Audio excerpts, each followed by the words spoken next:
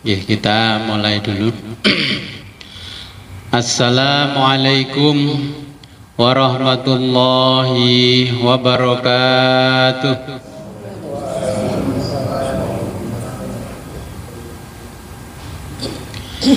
Bismillahirrahmanirrahim.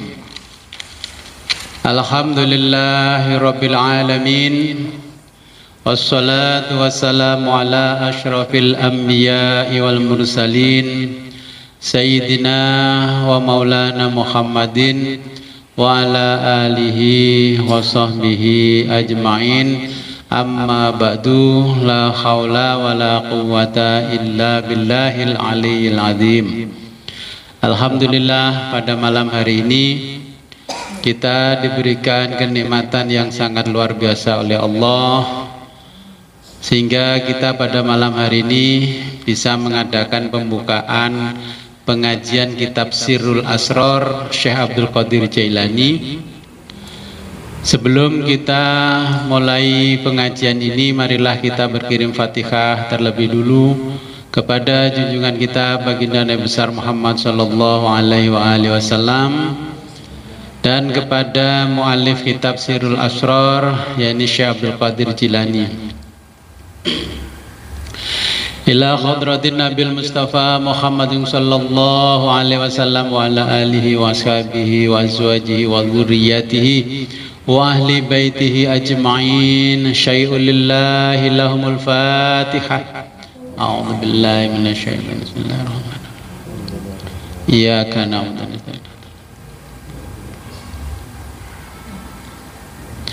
wa summa ila arwahi abaihi wa ummahatihi wa ikhwanihi minal anbiya'i wal mursalin wa ilal malaikatil muqarrabin wal karubiyyin wa syuhada'i was solihin wa ali kullin wa ashabi kullin wa ila ruhi abina adama alaihi salam wa ummina Hawa wa ma tanasala bainahuma ila yaumiddin. Syai'un lillahi lahumul Fatihah.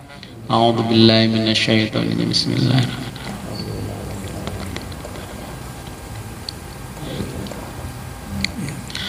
Wa summa ila arwahi sadatina wa mawalina wa a'immatina Abi Bakrin wa Umar wa Utsman wa Aliin wa ila baqiyati sahabati wal qarabati wat tabi'ina wat tabi'ina lahum bi ihsanin ila yaumiddin. Syai'un lillahi lahumul Fatihah. A'udzu billahi minasyaitonir rajim.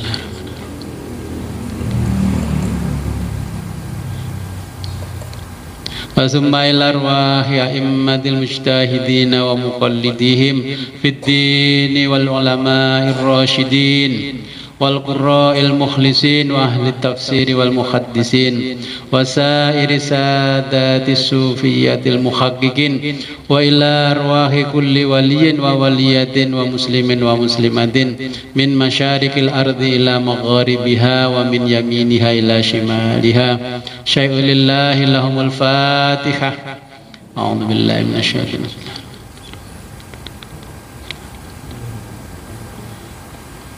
Wa summa ila arwahi ahlil baiti wa ahli silsilatil qadiriyah, khususan ila khadrati sultanil awliya wa ghausil a'dami qutbil alamin as-sayyid Syekh Abdul Qadir Jilani wal akhidin anhum. Syai'un lillahi lahumul Fatihah. A'udzu billahi minasyaitonir rajim.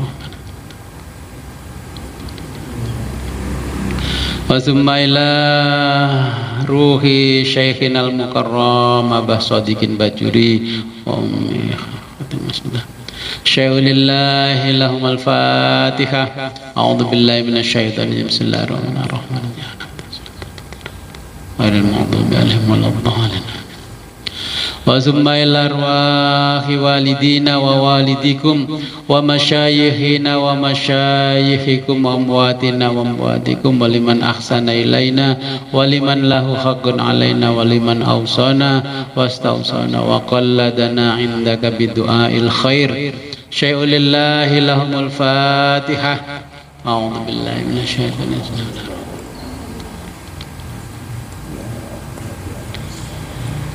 wa summa ila arwahi jami'il mu'minina wal mu'minat wal muslimina wal muslimat al ahya'i minhum al amwat min masyariqil ardi ila magharibiha wa min yaminiha ila shimaliha wa min qafin ila qafin min waladi adam ila yaumil qiyamah. Syaulillahi lahumul fatihah. A'udzu billahi minasyaitonir rajim.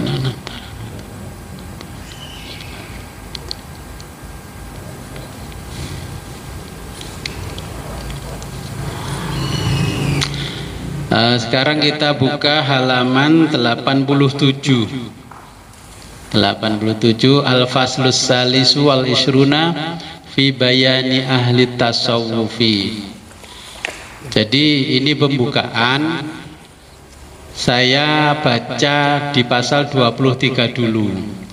Ini sebagai kontrol tasawuf yang diajarkan oleh Syekh Abdul Qadir Jailani. Jadi pada malam hari ini kita ngaji kitab Sirul Asror. Kita sudah benar-benar berada di dalam tasawuf, jenengan sekarang sudah berada di dalam kondisi ilmu tasawuf yang sesungguhnya. Kalau jenengan masih ngaji kitab hikam dan sebagainya, itu masih belajar teorinya tasawuf. Makanya karena kondisi antara dulu ketika Syekh Abdul Qadir Jailani dan kita sekarang kan sudah berbeda jauh, makanya ini saya jelaskan dulu yang pasal 23 karena melihat situasi dan kondisi yang kita alami pada masa ini, karena jarak kita dengan Syekh Abdul Qadir Jailani hampir 900 tahun. Guru-guru saya mengatakan untuk mempelajari kitab ini diperlukan kejernihan hati, bukan kejernihan otak. Banyak orang berpikir bagaimana mengistirahatkan fisik, tapi tidak pernah berpikir mengistirahatkan otaknya. Makanya pertama pesannya guru itu kalau sudah ngaji kitab ini, ibadahnya harus ikhlas lillahi ta'ala. Apapun langkahnya adalah lillahi ta'ala. Ini konsep yang pertama yang harus kita pahami kalau mengikuti jejaknya Syekh Abdul Qadir Jailani. Syekh Abdul Qadir Jailani diangkat menjadi Sultanul Aulia oleh Allah bukan karena tirakatnya panjang, bukan karena qiyamul lailnya panjang. Ibadah yang paling ditakuti oleh iblis, setan dan jin adalah ibadahnya orang ikhlas. Paham ya? Nah ini yang hadir di sini sama yang ikut Zoom. Ini garis besarnya kalau mau belajar ilmu akhirat. Ini kita malam hari ini mulai pembukaan perdana belajar ilmu akhirat. Saya baca di halaman 87 ya. Cukup didengarkan saja sebelum saya membaca pasal 23.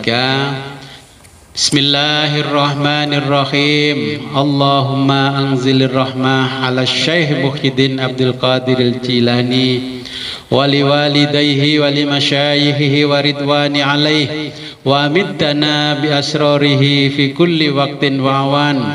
Allahumma halli hadhil uqdah wa zil hadhil usrah wa lakkina husnal maisur wa qina su'al maqdur wa razaqana husnat talab wa qina syarrul munqalab bi rahmatika ya arhamar rahimin.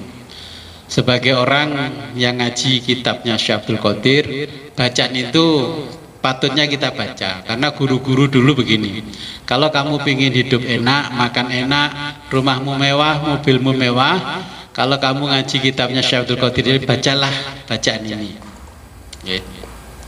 Jadi itu untuk memudahkan orang yang menuju akhirat, tidak perlu memikirkan dunia terlalu keras.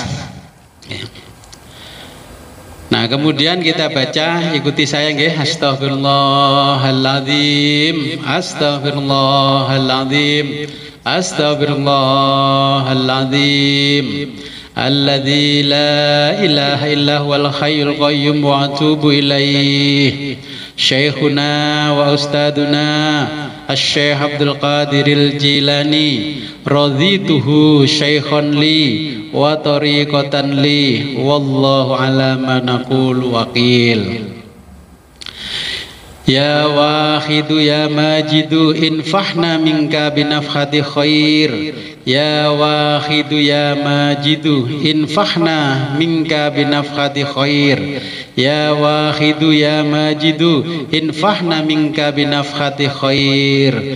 Amma ba'du fayaqulul ghausul a'zamul Qutbur Rabbani wal Haikalus Samadani Sultanul Awliya'i wal Arifin Burhanul Asfiya'i wal Wasilin Bazullahil Ashab Maulana wa Sayyiduna wa Qudwatuna ilallahi ta'ala al-Hasanus al-Hasanun Nasabus Syarifus Sayyid Syekh Muhyiddin Abdul Qadir Jilani al-Hasaniyu al-Husainiyu qaddasallahu sirrahul aziz. Al-Faslus Salisu wal Isruna, pasal ke-23. Al-Faslu Salisu wal Isruna. Al-Faslu pasal, As-Salisu wal Isruna 23. Jadi langsung saya bacakan yang pasal 23. Fi bayani ahli tasawufi. Fi bayani menjelaskan tentang ahli tasawufi, ahli kelompok-kelompok at-tasawufi sufi.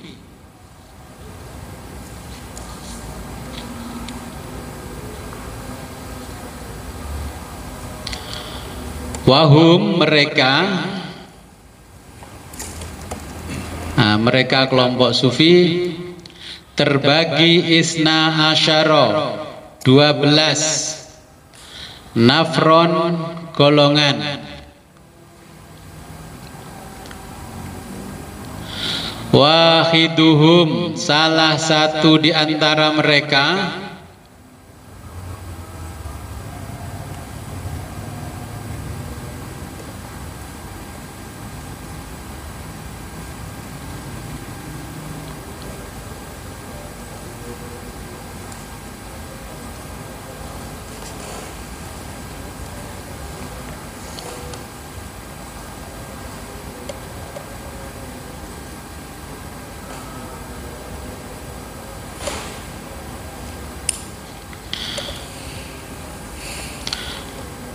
wahum mereka terbagi isna asyara nafron 12 golongan.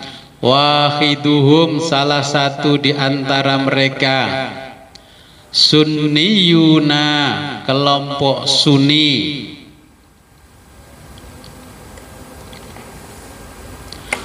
Wahum mereka alladzina adalah orang-orang af'aluhum yang perbuatannya, wa aqwaluhum yang dan ucapannya, muwafaqatun sesuai, lisyariati dengan syariat, wat tariqati dan tarekat,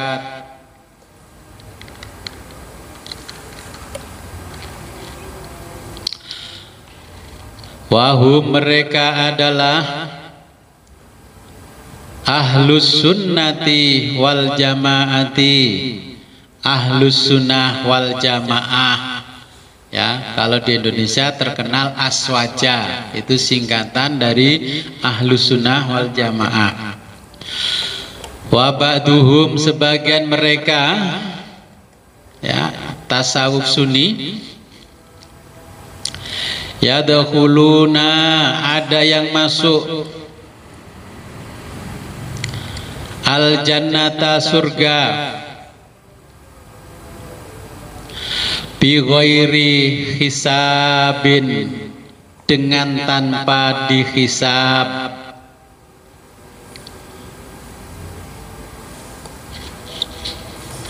Wa ba'duhum, dan sebagian dari mereka, ya, kelompok Sunni,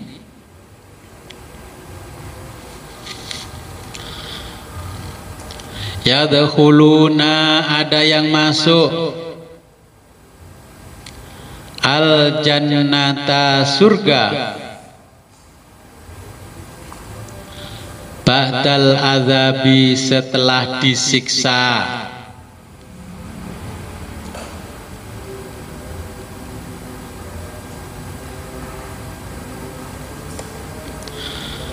Wal bawaqi, dan siksanya dan sisanya, wal bawaqi, dan sisanya adalah bid'ayyuna, kelompok ahli bid'ah.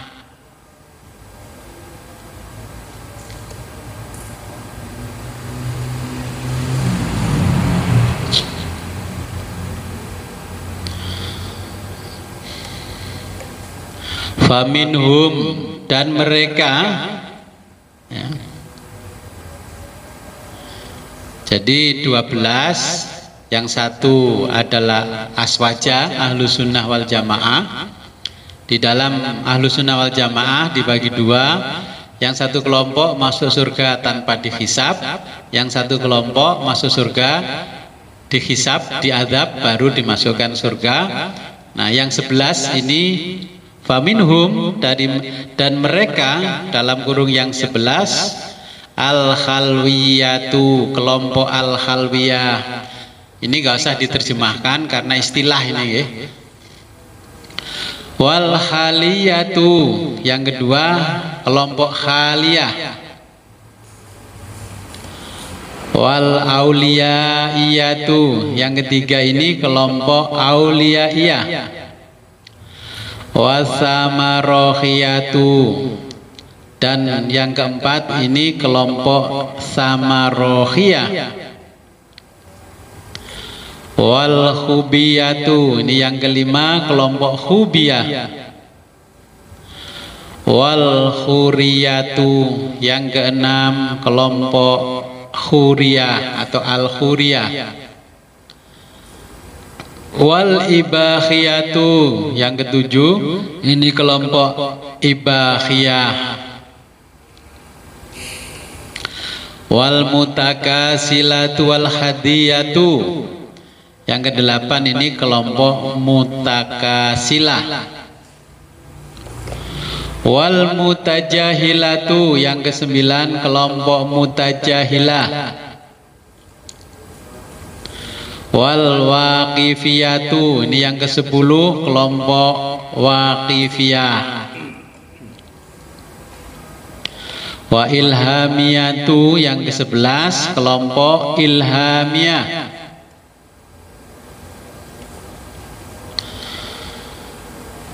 Fa'amma, itu hamzahnya kan di mana? Di bawah, ya, itu diganti, dipindah ke atas.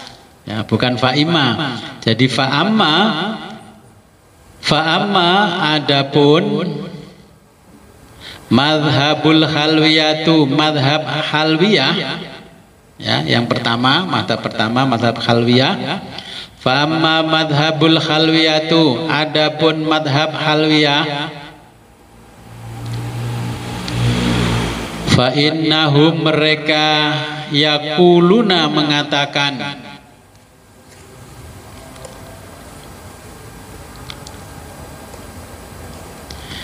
innan nadro, inna, bahwa an nadro, melihat, ilal wajhi, wajah, al jamili, cantik,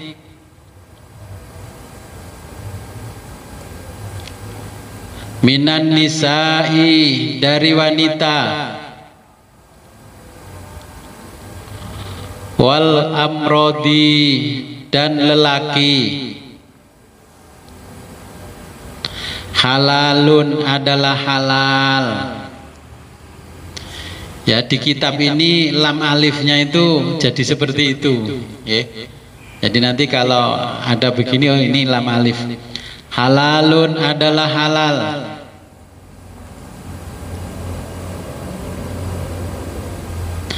Wafihi, dan pada wajah cantik atau tampan,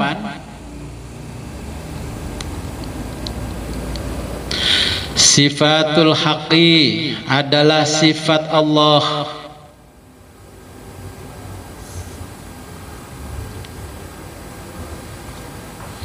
Fayarkusuna, mereka itu menari-nari.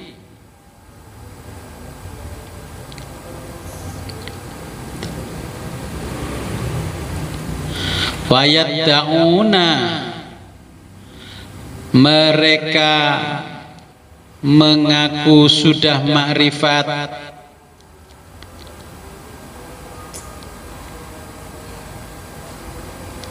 At-takbila, mereka bercium-ciuman. Bahasa orang sekarang ya cipika, cipiki. Ketemu kancane lanang wedok, ketemu temannya laki perempuan, pokoknya cipika cipiki. Madhabnya kan madhab TV. Wal mu'anaqata, at-takbila bercium-ciuman, wal mu'anaqata dan berpelukan. Wahadha, dan ini adalah kufrun, kafir. Makhdhun, murni. Ya, saya jelaskan dulu, ini kan ada 12 kelompok ahli tasawuf. Jangan dipikir terus ahli dzikir masuk surga. Ternyata kata Syekh Abdul Qadir tidak masuk surga. Jadi saya jelaskan dulu kenapa Syekh Abdul Qadir Jailani menjelaskan seperti ini. Saya dulu ketika ngaji itu saya pikir-pikir ini Syekh Abdul Qadir menjelaskan seperti ini itu bagaimana? Ya, bagaimana sih? Terus saya baca bolak-balik, terus saya cari referensi. Kalau referensinya di kitab kuning saya nggak ketemu. Saya harus cari referensi orang yang paling membenci umat Islam.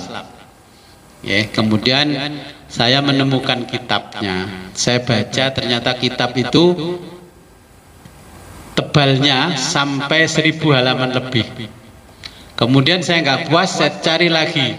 Ternyata ya sampai 1000 halaman lagi. Ini kitabnya ada di depan saya ini ya. Ini ada kitab yang ditulis oleh Mark Russell ini. Jadi ini saya cari kitab ya, The History of Western Philosophy. Jadi ini pemikiran-pemikiran orang Barat, ya, mulai zaman kuno sampai zaman sekarang. Yang kedua, ini the history of the Arabs, Arab history, sejarahnya wong Arab, yang ditulis oleh Philip Hitti, ya, sejarawan Lebanon. Nah, apa yang disampaikan oleh Syekh Abdul Qadir Jailani, ini saya kasih pembukanya dulu. Ya, dalam kitab The History of Arab ini Philip, ya, pertama ini penulisnya adalah Philip Kurihiti, orang Lebanon, ya, pada abad 18, ya, abad 18. Saya majukan aja abad 18. Penguasa-penguasa Eropa itu mengirim 25 orang untuk pura-pura masuk Islam. Ya. Mereka diterjunkan ke Arab, yang satu diterjunkan ke Indonesia, yang satu. Nah, di Indonesia dia namanya Christian Senuh Hulkronya. Nama Islamnya Syekh Abdul Ghaffar. Dia hafal Quran, hafal hadis, hafal kutubus sittah. Nah, luar biasa kan? Ya mungkin diduga ini dulu pesaingnya Syekh Syekh Nawawi Al-Bantani. Ya, karena beliau berteman dengan Syekh Nawawi ketika di Mekah. Nah, ternyata mereka adalah agen rahasia Inggris. Ya, 25 orang ini melaporkan hasil penelitian dan temuan mereka tentang orang Islam. Ya. Nah, laporan mereka, kelebihan umat Islam ini adalah sangat tekun dalam menggali ilmu. Orang Islam itu dijak ngaji tekun kayak jenengan ini. Kancane teman-temannya sudah healing-healing ke mall, ke pantai-pantai, jenengan tetap ngaji kan malam Jumat. Ini gen-gennya orang Islam. Kedua, kekurangan umat Islam adalah ketika umat Islam diberi mimpi-mimpi politik dan jabatan, umat Islam akan mengkafir-kafirkan temannya. Seperti yang sekarang terjadi. Ya. Saling tikam, saling membunuh, ya, membuat organisasi, membuat kelompok, membuat majelis ilmu sendiri-sendiri tidak mau bersatu. Nah, yang ketiga kesimpulannya, ini ada beberapa kesimpulan. Satu, umat Islam jangan lagi bersentuhan dan berkenalan dengan ilmu pengetahuan. Dulu kan umat Islam yang merubah peradaban, ini jangan sampai dikenalkan dengan ilmu pengetahuan. Kalau umat Islam diperkenalkan dengan ilmu pengetahuan dan mendalami ilmu pengetahuan, maka umat Islam akan menghegemoni seluruh dunia. Mereka akan menjadi penguasa dan pemimpin. Ini dan sangat membahayakan orang non-Islam. Nah, semua peradaban manusia akan dipegang oleh umat Islam. Oke.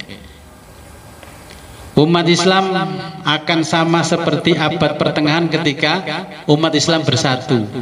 Abad pertengahan itu kapan? Ya ketika Islam pusatnya pindah ke Baghdad. Ya, Baghdad kan luar biasa zaman dulu. Nah, kemudian ini umat Islam.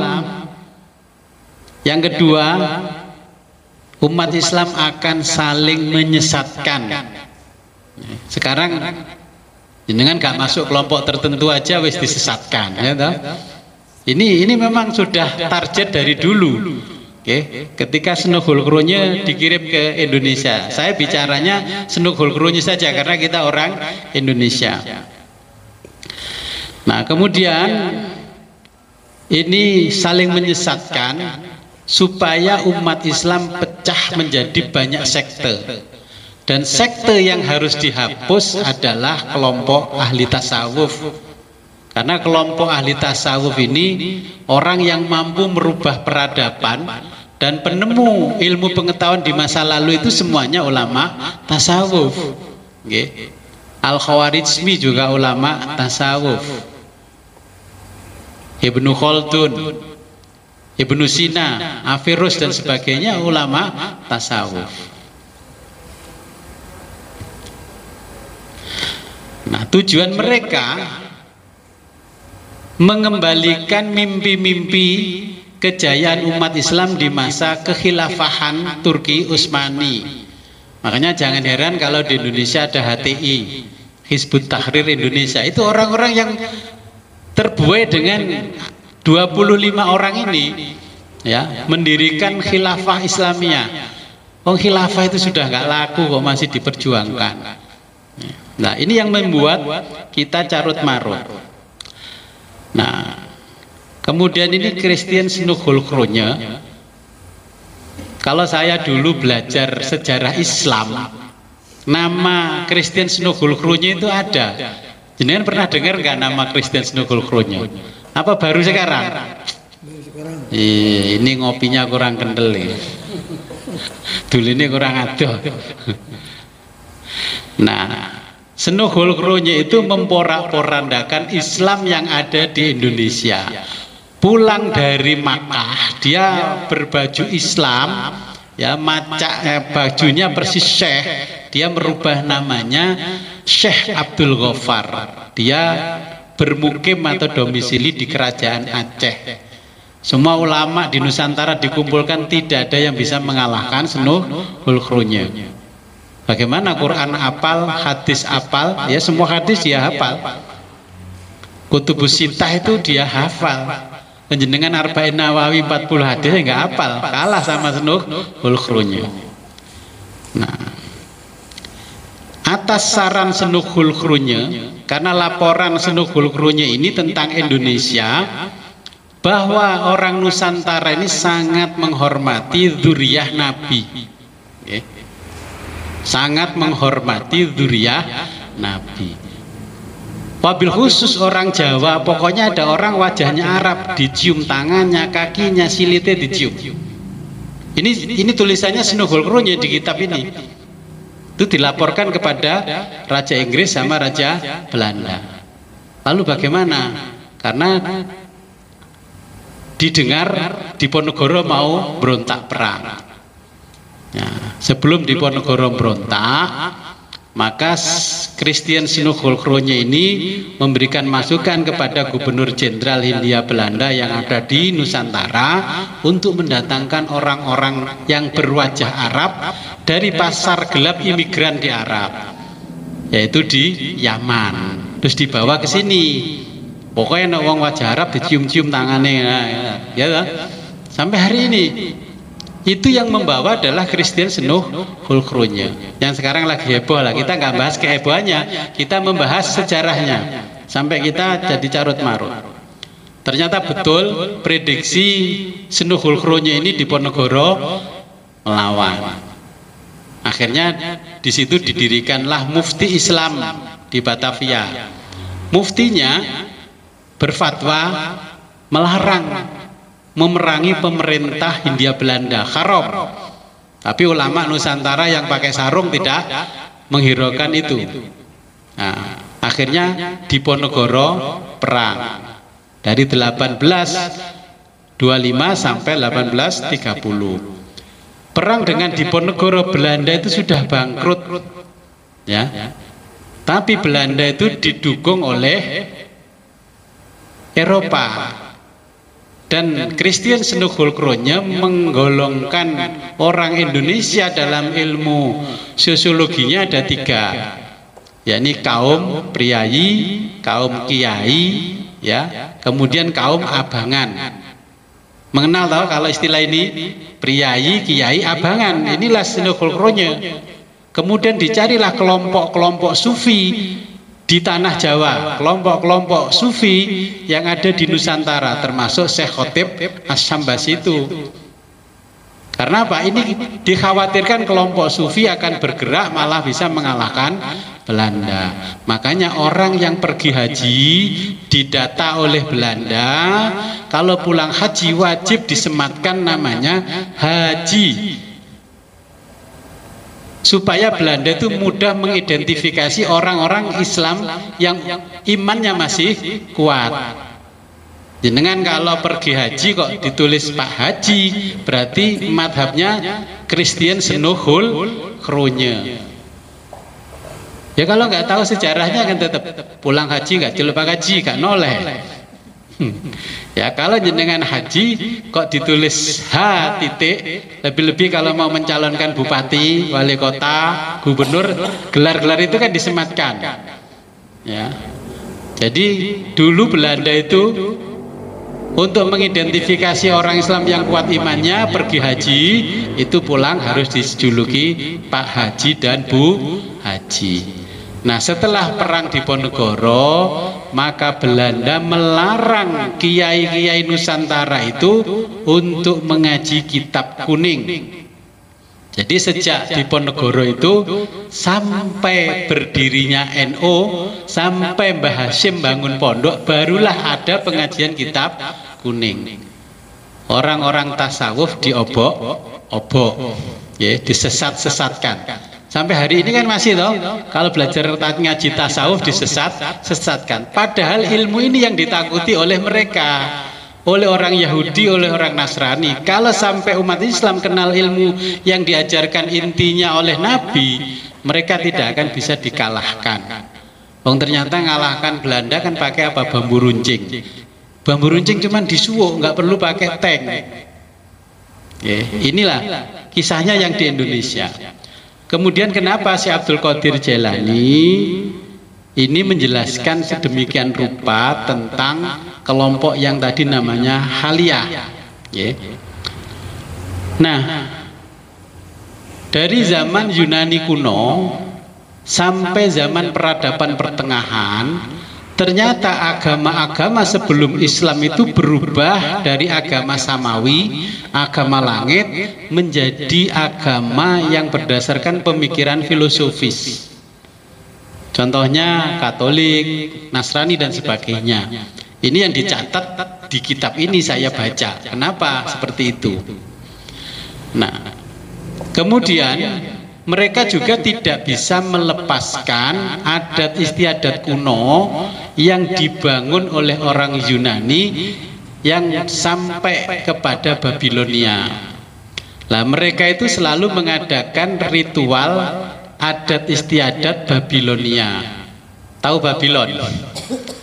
Kalau di Al-Baqarah itu loh ada Harut wa Marut, di Babila Harut wa Marut. Lah mereka itu kalau ingin mendapatkan kejayaan kekuasaan zaman Yunani sampai zaman Romawi, mereka harus memuja yang namanya dewa Jupiter dan dewa Mars. Tapi di Indonesia dewa Jupiter dinaiki orang toh. Saya sering kalau di Surabaya naik dewa Jupiter. Ya Maha Jupiter itu nama dewa. Dewanya orang Babylon, ya. Nah, apa contohnya? Jadi adat istiadat Babilonia ini menyebar sampai ke tanah Hindustan, sampai ke Asia, sampai ke kita. Ya, contohnya dulu sampai Raja Namrud itu juga mengikuti apa yang menjadi ajaran tradisi Babilonia kuno. Pertama, kalau ingin tetap mendapatkan kekuasaan, seorang raja itu harus memuja dan memberikan puja saji kepada dewa Jupiter. Apa bentuknya puja saji? Membawa sajian, makanan, kemudian roti, di atasnya ada lampu, ada api, dan mengucapkan kalau terjemah bahasa Indonesia, panjang umurnya, panjang umurnya, panjang umurnya serta mulia, serta mulia. Yang panjang umur serta mulia bukan kita, yang panjang umur serta mulia itu dewa Jupiter. Tapi ini kan berlaku sampai hari ini. Kalau saya mengingatkan, Gus, itu ada Pak Kiai Bunyai aja ulang tahun Gus. Sekarang ulang tahunnya diganti milad. Terus nyanyinya Alfa Mabruk, Alfa Mabruk. Aduh, diarabkan biar menjadi halal. Ya saya menjelaskan ini sejarahnya kenapa Syekh Abdul Qadir memberikan rambu-rambu di pasal 23. Jenengan saya jelaskan pasal 23 dulu sebelum ngaji. Ya. Jadi kemudian ritual Babilonia yang kedua, ketika Raja Namrud, ya di situ kan nanti mengenal Raja Namrud, nah, yang membakar Nabi Ibrahim, ya. Raja Namrud itu untuk mencapai kekuasaannya mengikuti adat istiadat Babilonia. Siapa sih Harut Marut di Quran itu? Ayatnya sudah tahu Babila Harut wa Marut. Tapi jenengan paham nggak Harut Marut? Yang dijelaskan Allah dalam Al-Quran. Dulu kan ada malaikat penasaran dengan manusia, kok enak jadi manusia. Lah malaikat itu minta kepada Allah untuk menjadi manusia 1 jam saja. Kata Allah kan begini, kamu nggak akan mampu karena manusia itu bisa menjadi malaikat, ya bisa menjadi setan. Karena di dalamnya ada namanya nafsu, kamu nggak punya. Begitu diturunkan, ternyata di tepian sungai ada wanita cantik, langsunglah wanita cantik digasak, ya, sehingga kemalaikatannya hilang. Tapi malaikat itu karena ilmunya nggak hilang, mengajarkanlah ilmu-ilmu sihir di Babylon. Babylon itu ya negara Irak, Iran kalau sekarang. Dulu wilayahnya namanya Babilonia. Lah, adat istiadat yang dibangun oleh dewa Jupiter itu, ya, mulai sihir, hitung-hitungan weton, hitung-hitungan hari kematian dan sebagainya. Oke. Nah, di situ makanya terus ini ketika zaman Syekh Abdul Qadir Jailani diikuti oleh kelompok haliyah. Oke. Melihat orang cantik halal, orang tampan halal. Nah, itu saya ceritakan garis besarnya saja di antara adat istiadat Babilonia. Sampai kalau di buku ini saya baca, itu sampai agama Hindu Buddha itu ya dipengaruhi oleh yang namanya adat istiadat Babilonia. Ketika yang berkuasa itu Alexander the Great, pamannya Nabi Khidir. Ya, dalam 10 tahun mampu merubah peradaban sampai ke tanah Jawa, ajaran Babilonia. Makanya kalau jenengan ingin mengikuti jejaknya Syekh Abdul Qadir, ya adat-adat Babilonia itu harus jenengan tinggalkan. Saya tidak menganjurkan, tapi kalau jenengan mau mengikuti jejaknya jejaknya Syekh Abdul Qadir Jailani itu harus ditinggalkan. Bahkan saya secara pribadi oleh keluarga itu diginikan, iku Mas Vito gak tahu ulang tahun, anak gak tahu ulang tahun, apa Wahabi to wongi? Apa Wahabi to orangnya? Lebih banyak yang gak ulang tahun Wahabi masih ulang tahun kok. Ulang tahun nih pemimpinnya, kalau dirinya gak ulang tahun, ya gak maulidan. Saya hanya ulang tahunnya Kanjeng Nabi. Ya, saya saking senengnya Nabi lahir, ya saya ulang tahun Nabi. Kalau pribadi tidak, pernikahan juga tidak. Ya, karena saya sudah membaca ini. Memang dulu pesannya bapak saya dan guru-guru yang berada di jalur Qadiriyah itu menjelaskan adat Babilonia. Ya. Jadi saya jelaskan, kelompok haliyah ini percaya ya penjelmaan Allah dalam bentuk makhluk. Ya, mereka mengatakan halal melihat wajah cantik dan tubuh yang indah. Itu napa-napa Gus ningali ini kan gak ciptaannya Gusti Allah. Itu kan ciptaannya Allah Gus, enggak apa-apa dilihat Gus. Kalau ada perempuan cantik lewat kan begitu. Nah, mereka sering berkumpul-kumpul menari-nari. Menari-nari. Suka meniru ibadahnya orang Yahudi, Bani Israel dan umat Isa putra Maryam. Ini kelompok yang dijelaskan oleh Syekh Abdul Qadir Jailani dengan mengadakan ritual-ritual Babilonia seperti ulang tahun perkawinan dan sebagainya. Nah, terus kemudian kalau saya menjelaskan begini, kalau ngikuti orang Jawa gimana Gus? Pas wetone poso, pas wetonnya puasa. Ya saya jelaskan, baca sendirilah kitabnya kalau nggak percaya. Ini Syekh Abdul Qadir menjelaskan ternyata pengaruh Babilonia itu sampai ke kita. Bahkan mereka menyebut dirinya itu juga Ahlus Sunnah wal Jamaah.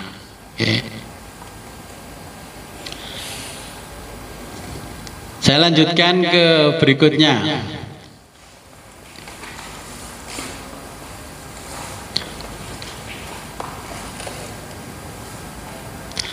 Ya, wa ammal khaliyatu, adapun kelompok khaliyah ini ya.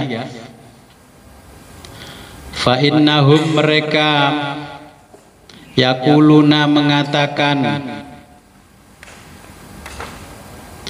ar-ruqasu menari, wadhorbu dan bertepuk, wadhorbul yaddi dan bertepuk tangan, halalun itu halal,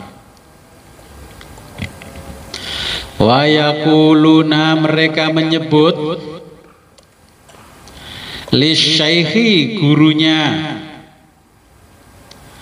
halatan adalah halah, jadi gurunya dijuluki halah. La yu'abbiru yang tidak diatur, anha oleh asyari syariat atau hukum Allah, wahadhihi dan ini adalah bid'atun bid'ah,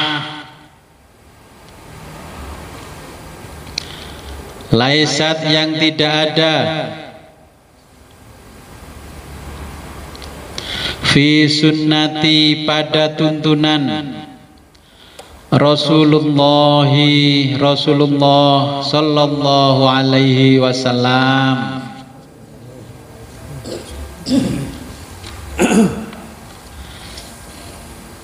Nah, yang kedua ini haliyah, ya haliyah. Mereka adalah orang-orang yang mencari Allah dengan dzauq, bahasa Arabnya dzauq. Kalau bahasa Jawanya ya cipta rasa sejati. Ora iso ketemu, tidak bisa ketemu Allah tidak dengan menggunakan rasa. Makanya ada kelompok-kelompok yang seperti itu. Nah, mereka mengatakan tidak bisa berjumpa Allah kecuali Allah itu sendiri.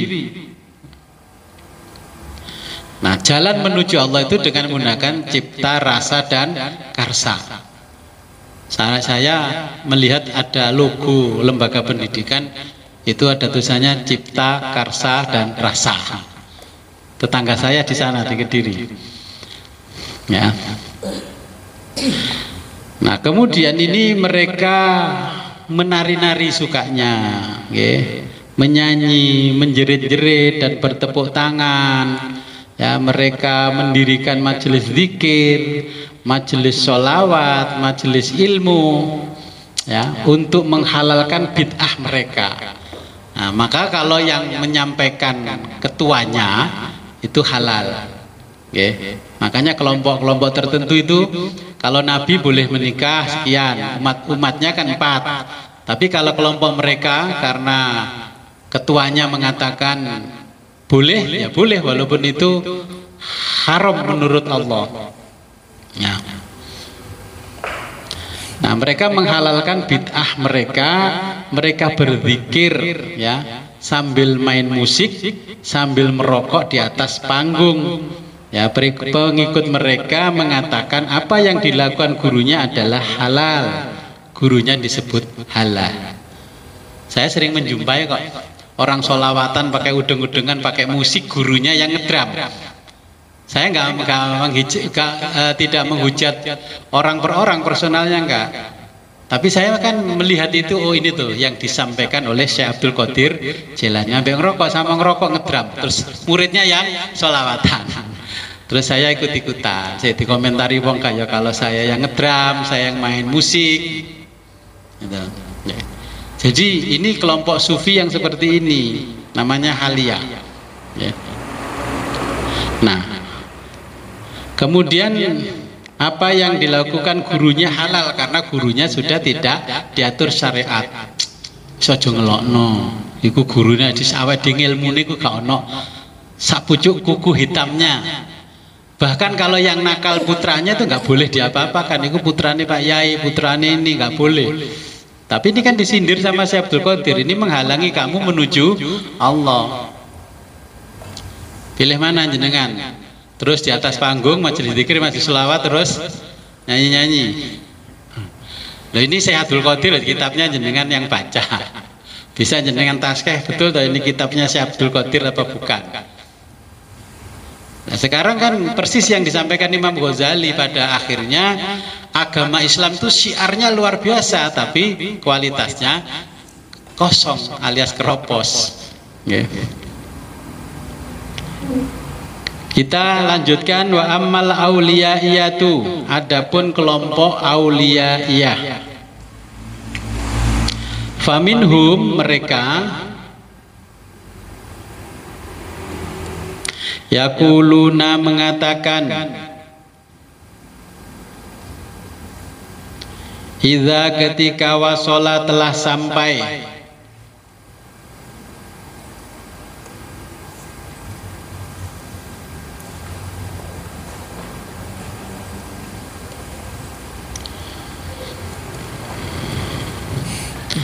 al abdu seorang hamba ila martabatil auliyai, ke tingkatan wali, ya, martabat itu tingkatan, ila martabatil auliyai, ke tingkatan wali, sakotot maka hilanglah anhu atasnya takalifis syar'i takalifi tuntutan asyar'i hukum, okay.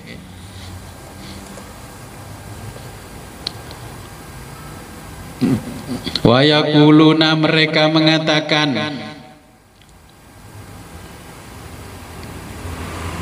al waliyu wali itu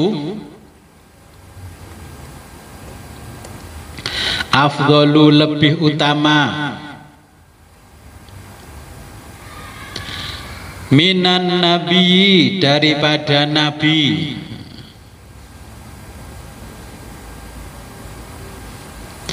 lianna karena ilmun nabi ilmunya nabi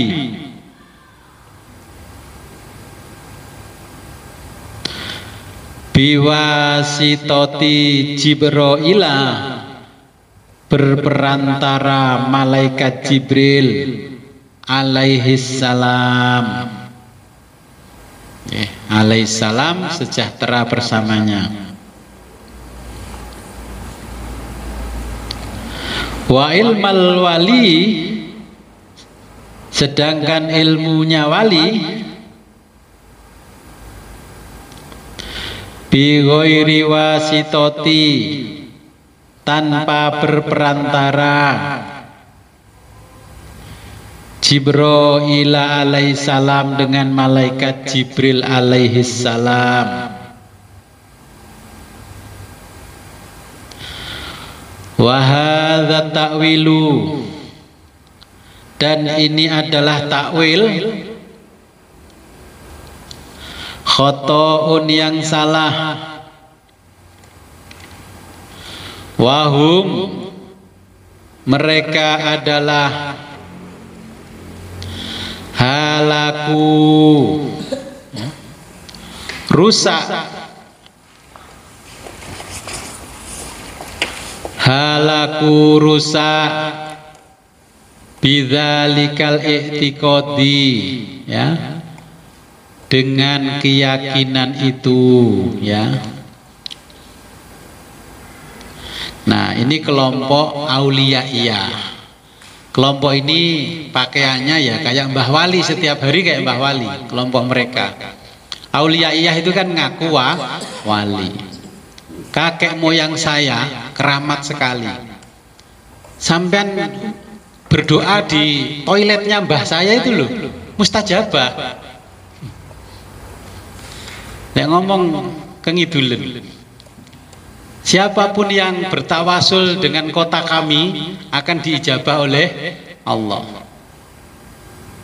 Jadi lek wong Jawa gak kanggo, gak kepake orang Jawa. Wali Jawa gak kepake. Ini kelompok yang mengaku wali. Ternyata sejak zaman Syekh Abdul Qadir Jailani sudah muncul. Kemana-mana bajunya surban panjang, udeng-udengan, ya, imamah, terus surban dikalungkan. Kemana-mana bawa teken. Jadi biar meyakinkan muhibbinnya kalau ini kelompoknya para wali. Ya, saya menjelaskan kitabnya Syekh Abdul Qadir, kelompoknya para wali. Mereka mengaku juga turunannya wali, mbah-mbahnya semuanya wali. Bahkan kakeknya, kelompoknya mereka itu bisa Isra Mi'raj 70 kali satu malam. Nabi itu Isra Mi'raj seumur hidup satu kali. Ini menceritakan kalau kelompoknya mereka bisa 100 kali, 1000 kali, macam-macam. Jenengan pernah dengar gitu enggak? Saya nggak menyindir, ini kitabnya Syekh Abdul Qadir menjelaskan begitu. Berarti di masa Syekh Abdul Qadir heboh-heboh seperti ini sudah ada. Bahkan kalau saya membaca kitab Syekh Abdul Qadir yang lain, kelompok auliyaiyah itu mendirikan majelis zikir, majelis sholawat, bahkan di tengah-tengah kota Baghdad, ya, itu kelompok-kelompok mereka mengadakan majelis zikir, majelis semaan Quran, Pimpinannya ini yang di atas, terus ke bawah strukturnya persis militer. Terus acara itu dikelola oleh event organizer. Event organizer disampaikan nanti yang atas dapat sekian, di bawahnya makin kecil. Kamu karena kelompok auliyaiyah kalau berjalan harus diatur, ngerokokmu harus diatur, ngerokoknya wis diatur, ya melakukannya diatur, sembarangnya diatur. Nah, Syekh Abdul Qadir Jailani pada malam hari diundang, ketokohannya kan ngetop supaya kelompok itu dihalalkan oleh ulama, karena Syekh Abdul Qadir berada di tengah-tengah. Tapi ternyata Syekh Abdul Qadir tidak mau berada di tengah-tengah. Syekh Abdul Qadir yang nggak mau sholat bersama mereka. Mereka itu mendirikan majelis zikir, majelis ilmu, malam sholat tahajud bersama. Akhirnya Syekh Abdul Qadir yang nggak sholat mengikuti mereka, hanya di terasnya Masjid Baghdad. Kemudian Syekh Abdul Qadir dipaksa naik ke atas mimbar dan disuruh ceramah, memberikan penegasan bahwa amalan yang dilakukan itu benar. Siapa yang tidak membenarkan malam hari itu qiyamul lail jamaah? Siapa yang tidak membenarkan bahwa membaca sholawat bersama diiringi tambur rebana? Ya. Orang awam kan nggak akan menyalahkan itu.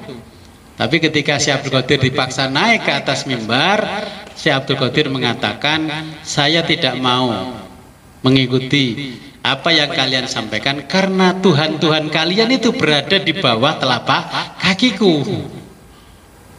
Akhirnya Syekh Abdul Qadir besoknya dilaporkan oleh pimpinan organisasi itu ya ke polisi, disebut menista agama. Setelah disidang ditanya, kenapa Syekh Abdul Qadir dengan ulama yang hebat begini kok menista agama? Loh, siapa yang menista agama? Bukan saya. Mereka itu menjual agama, menjual sholawat demi kepentingan uang. Acara itu diatur oleh event organizer, yang atas dapat paling banyak. Coba lihat itu, ketuanya naik Alphard, anak buahnya naik mobil pickup Grand Max pisan. Ya kalau ketuanya kan naik Alphard, naik Foxy, naik Innova. Ini sudah terjadi sejak zaman siapa? Syekh Abdul Qadir. Kalau ketuanya naik kuda yang mewah, ya kalau yang kelas bawah naik keledai zaman Syekh Abdul Qadir, ya kan? Sekarang terjadi nggak yang disampaikan Syekh Abdul Qadir? Iya. Dulu juga ada paket istimewa kalau ngundang mereka. Ada paket gold, ada paket silver. Nah, ini karena mereka mengatakan kami kelompoknya para wali. Macake pakaiannya nggak pernah berubah sampai hari ini, kelompok mereka yang disebut Syekh Abdul Qadir. Nah, mereka ini kedudukannya merasa lebih hebat daripada Nabi. Tapi mereka pasti mengaku anak cucunya Nabi. Nah, ini sudah dicatat oleh Syekh Abdul Qadir, kelompok-kelompok ini. Yeah. Mereka menganggap ilmunya langsung dari Allah, yeah. Karena wali nggak perlu tawasul, nggak perlu ini itu. Yeah. Jadi kalau makamnya mbahnya, kelompok mereka ini loh disebut wali, semuanya dilabeli wali. Kita lanjutkan ke berikutnya. Wahalaku bidzalikal i'tiqad, ya, rusak dengan i'tiqad atau keyakinan, wahada kufrun, dan ini adalah kafir. Wa amma samrohiyatu, adapun kelompok samrohiyah, fa innahum, mereka yaquluna, mengatakan as-suhbatu, dunia ini, ya ini bahasa Arabnya orang kayaknya orang Baghdad. Ini kan persahabatan, bukan persahabatan. Ini artinya adalah dunia ini qadimatun, adalah abadi. Wabiha, sehingga mereka yaskutu, menggugurkan Al-amru perintah, wan nahyu dan larangan, wa yakhuluna tufa wat tamburi, wa yakhuluna mereka menghalalkan at-tufa rebana, wat tamburi dan tambur,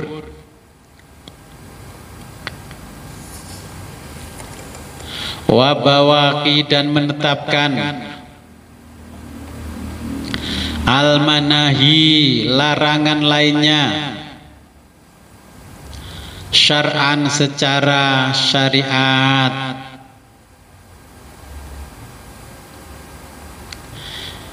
Itu perlu dikoreksi tuh, wa inatihim itu bukan, tapi wa ibnatihim.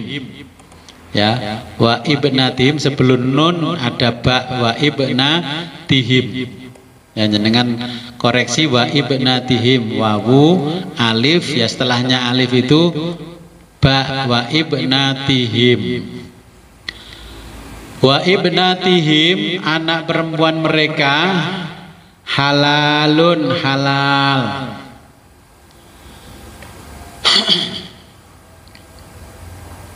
Min jihadin nisa'i, min dari jihadin nisa'i, tujuan diciptakannya wanita. Wahum mereka adalah kuffarun kafir, wadamuhum dan darah mereka mubahun mubah. Nah, ini ada kelompok Samrohiyah, ya, mereka mengatakan dunia ini abadi. Ya, kalau Bapak Ibu ingin merasakan surga, ya ketika Bapak Ibu merasa kegembiraan ada di dalam hati, inilah namanya surga. Kalau Bapak Ibu ingin tahu neraka, ya ketika kesengsaraan menimpa Bapak Ibu, ya inilah namanya neraka. Ini kelompok mereka menjelaskannya seperti itu. Nah, kemudian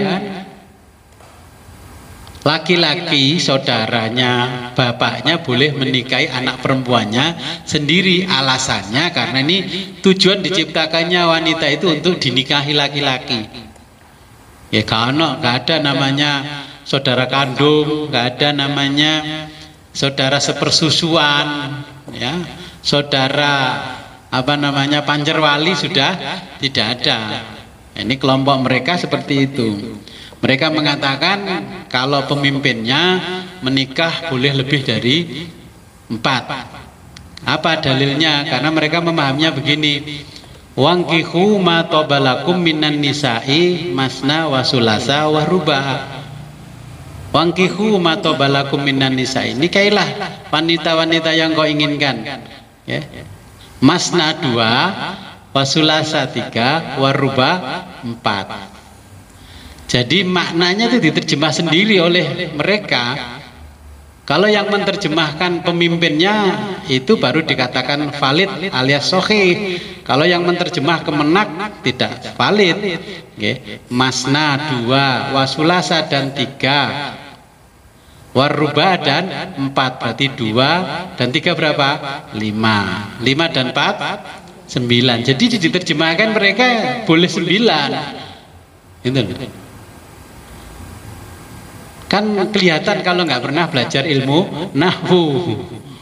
Wanya diterjemahkan dan, bukan diterjemahkan atau. Wa in khiftum alla ta'dilu fawahidatan. Kalau kamu nggak mampu maka cukup 1 saja. Nah, ini kalau kelompok mereka seperti itu. Makanya kan di kita juga muncul tuh kelompok seperti itu. Jadi istri sah yang dibawa ke KUA itu 1, sisanya siri sampai sekian. Kenapa disiri? Supaya tidak melanggar undang-undang perkawinan, ya, hukum kompilasi hukum pernikahan di Indonesia. Ya, seperti itu. Saya nggak perlu tunjukkan jenengan, ya jenengan cari sendiri nanti, diteliti sendiri di luar apa yang disampaikan Syekh Abdul Qadir Jailani ini. Kalau kelompok seperti itu tidak akan bisa sampai kepada Allah. Bahkan sampai menerjemahkan Quran itu, kalau penerjemahnya Quran hadis itu bukan pemimpin mereka, juga tidak dianggap sah. Ya. Jadi mentakwil, mentafsir ya harus mereka. Nah, mereka itu hidupnya juga eksklusif, ya. Apapun yang mereka lakukan juga eksklusif.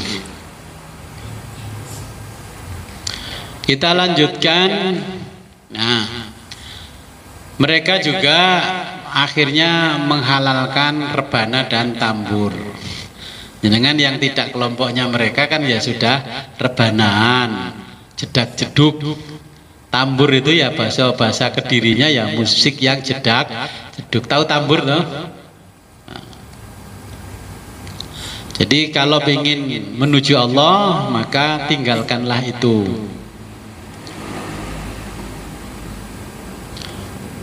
Wa ammal khubbiyatu, adapun kelompok khubbiyah,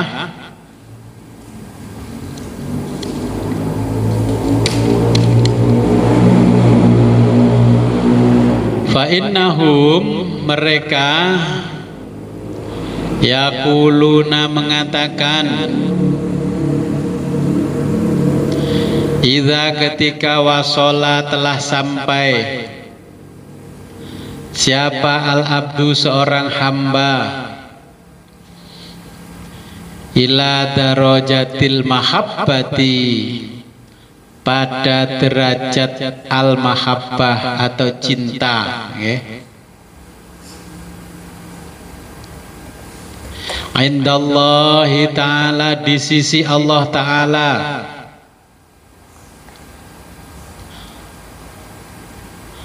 taskutu, dijatuhkan, anhu, padanya, at-takalifu, beban biaya, wala yasturuna, dan tidak dilarang melihat, auratahum, aurat mereka, bainahum, di antara mereka.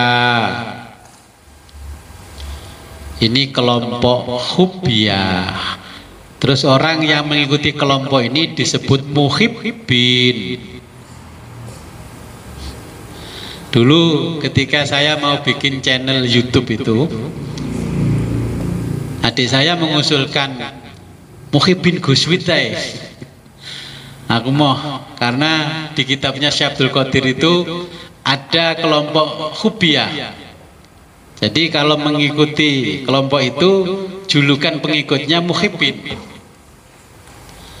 Nah, akhirnya jatuh pilihan pada sahabat Guswit. Tapi nanti ngaji kitab Sirul Asror ini tidak saya simpan di channel itu. Saya simpan di channel Muhammad Widodo Center. Ya, mulai channel ini nanti saya kirim ke grup kenjenengan. Ya, nanti kalau ingin nambal ngajinya, nanti di Muhammad Widodo Center. Karena website kita ya sudah Muhammad Widodo Center.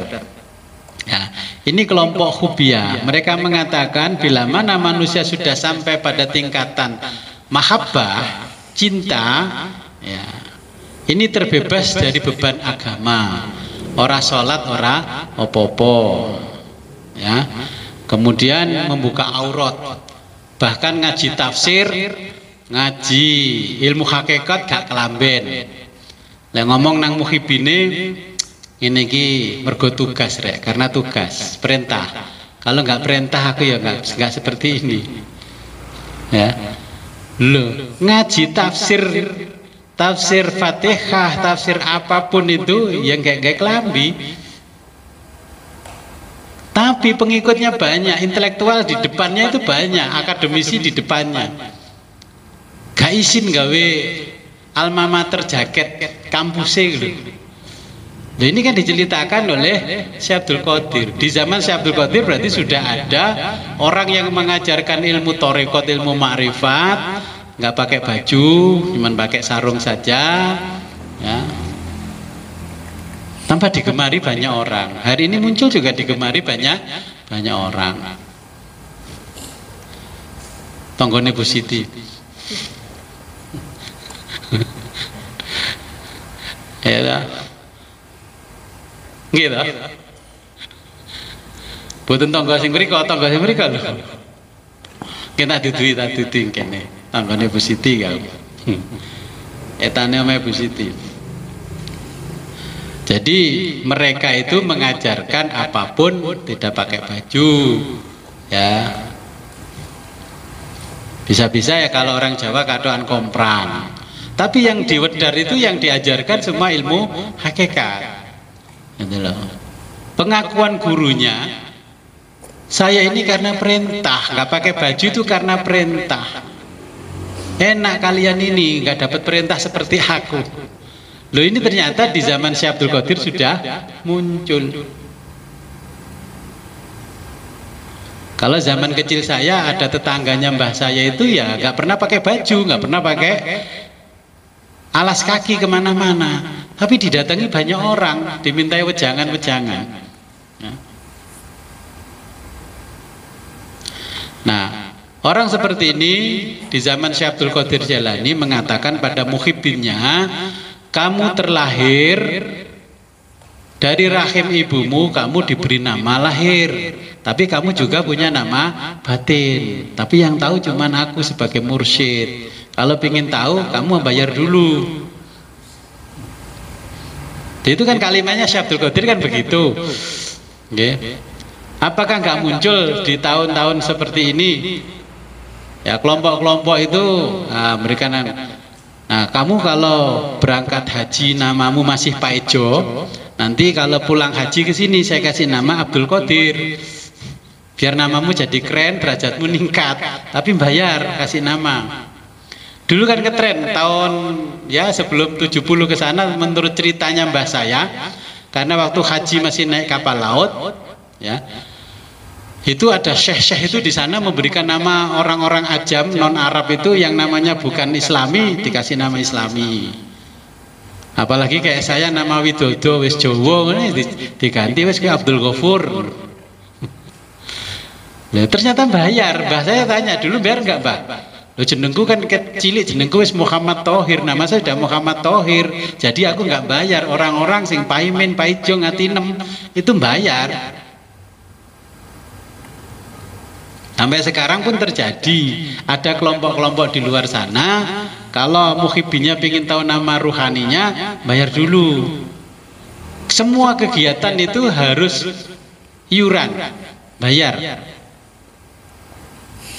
Ya, ini kelompok ini dan menamakan pengikutnya namanya muhibbin.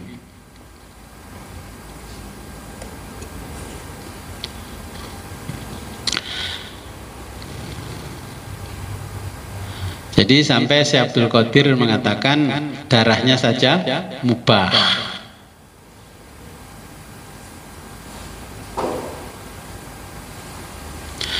Kita lanjutkan. Wa ammal khuriyatu, adapun kelompok al khuriyah. Khuriyah itu kalau bahasa Arabnya bidadari. Fa innahum, mereka adalah kal khaliyatu, sama seperti al khaliyah yang depan tadi.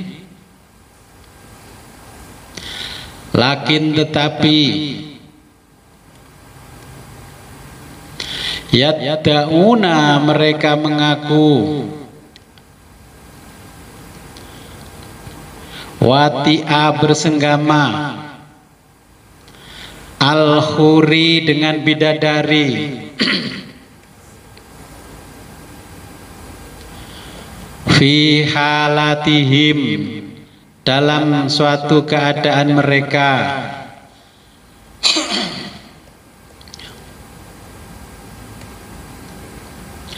faidha ketika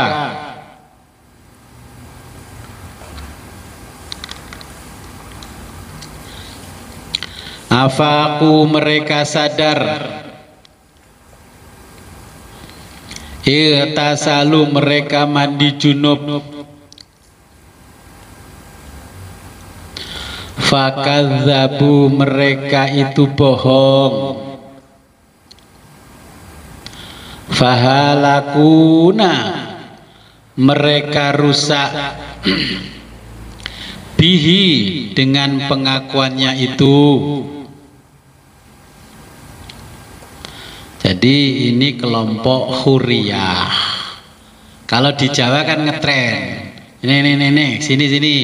Akhirnya orang tersebut kesurupan. Ya kayak pemain jaranan itu, udah lumping kalau di Jawa Barat. Nah terus kesurupan, terus bisa ngomong sendiri dan ngomongnya itu dipercaya. Orang itu mengaku ketemu bidadari cantik, ya, bahkan bersenggama. Kalau sudah seperti itu mandi junub.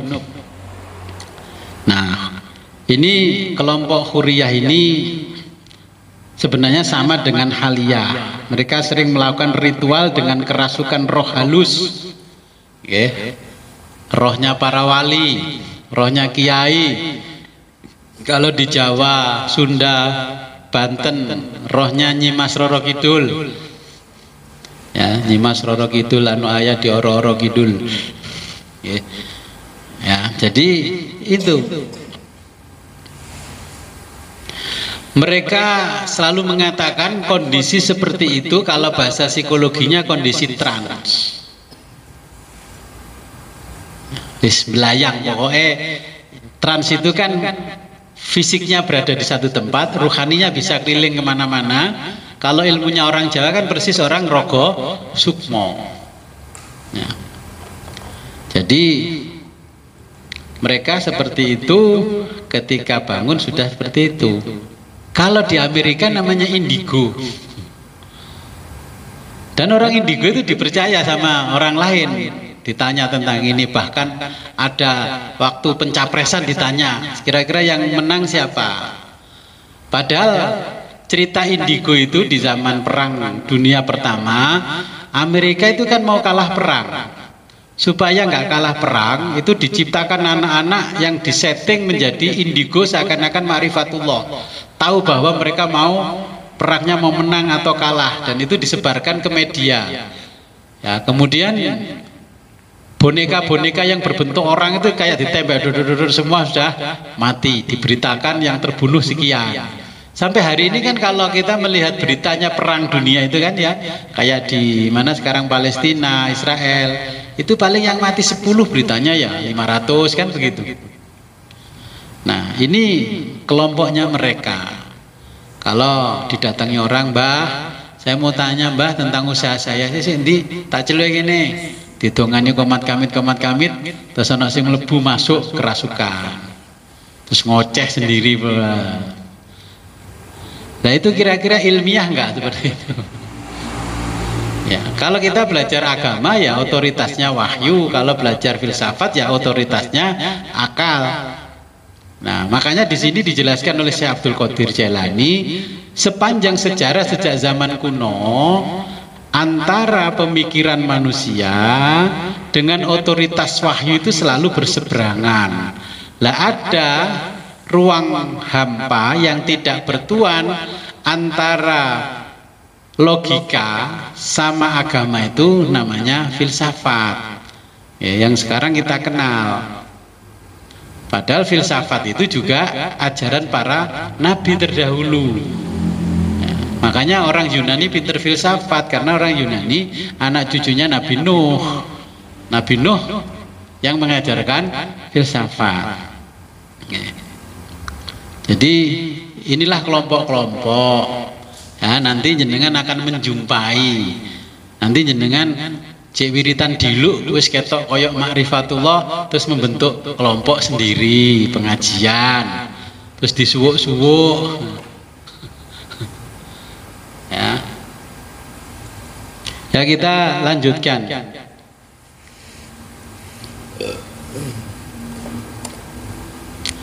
Wa ammal ibakhiyatu, adapun kelompok ibakhiyah, fayat rukuna mereka meninggalkan al amro perintah, bil ma'rufi kebajikan, wa yakhilluna dan menghalalkan al harama yang haram, wa yubihuna dan membolehkan an-nisaa wanita-wanita. Jadi ini ada kelompok ibahiyah ya. Mereka meninggalkan amar ma'ruf nahi mungkar.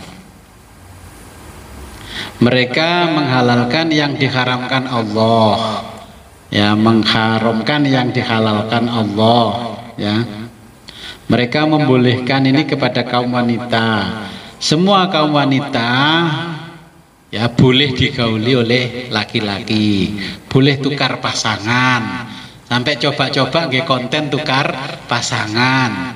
Kan ya aneh-aneh mulai muncul nggih konten sekarang. Kalau konten tidak diprotes berarti nanti tukar pasangan beneran ya, untuk demi kepentingan ritual tertentu. Kalau ingin tahu model begini, larilah ke Sragen, di sana ada Gunung Kemukus. Di sana orang kan memuja sesuatu demi kepentingan dirinya, dunia itu supaya kaya. Di sana harus tukar pasangan. Boleh melakukan ritual itu tukar pasangan. Ya, jenengan punya istri ya harus istrinya boleh dibawa orang lain. Gak pernah berkunjung ke sana toh? Ya alhamdulillah nggak pernah. Tapi sudah pernah saya kunjungi. Saya ingin tahu apa sih yang dimaksud ibahiyah. Oh ternyata seperti ini. Ya, jadi untuk ritual pasangan supaya pulang bisa kaya raya, ya itu harus tukar pasangan di sana di Gunung Kemukus kalau di Jawa.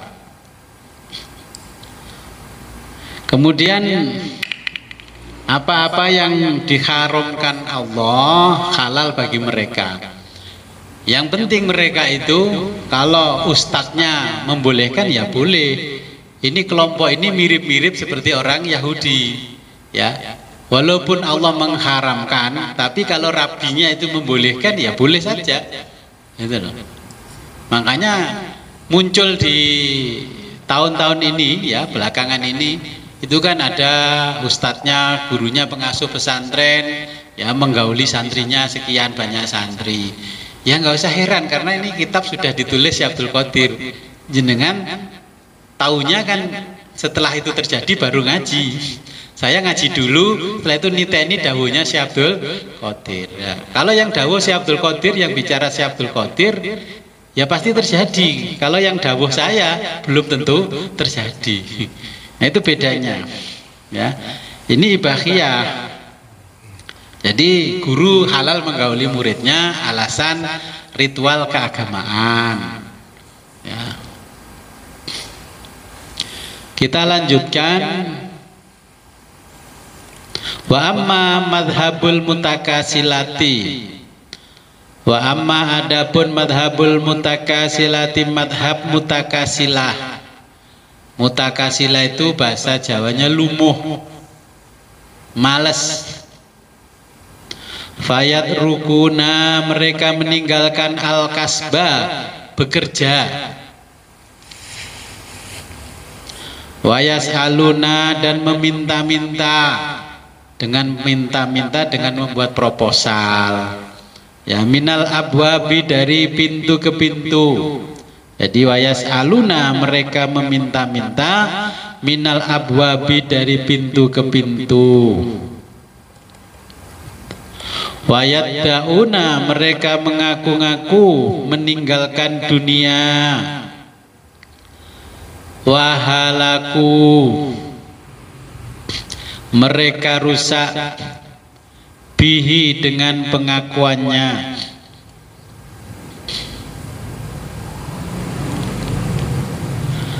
Kama qala Allah Ta'ala, sebagaimana firman Allah Ta'ala, wala, dan janganlah, tarkanu, kamu cenderung, ilal ladzina, kepada orang-orang, zalamu, yang zalim,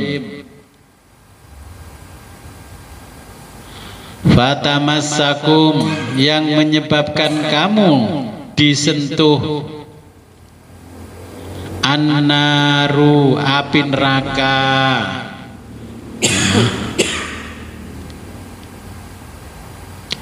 Jadi yang ke 10 ini ya berarti mutakasilah, orang yang males nggak mau kerja, ya senengannya door to door, ya minta sumbangan. Sumbangan sekarang berkembang menjadi bikin proposal, kemana-mana bikin proposal. Wong nggih pondok kanggo kepentingan DE, ya untuk kepentingannya dia, temannya suruh bangunkan. Jadi bangun pondok itu kan ya kepentingannya dia, atau pengen jadi kiai, tapi kan proposalnya kemana-mana, sampai murid-muridnya suruh jualan kalender dan sebagainya. Ini menurut logika berpikirnya Syekh Abdul Qadir, oh yang pengen jadi kiai itu loh kamu, kenapa orang lain suruh bantu kamu? Kenapa nggak minta kepada Allah saja? Ya sekarang dunia sudah modern, bikin proposal, nggak bikin proposal, bikin konten.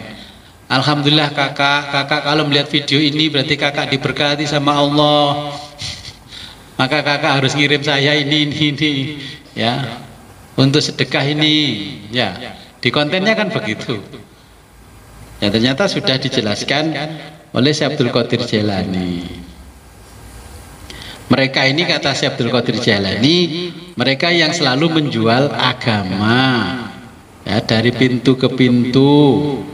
Nah kemudian mereka menjual roh dari pintu ke pintu.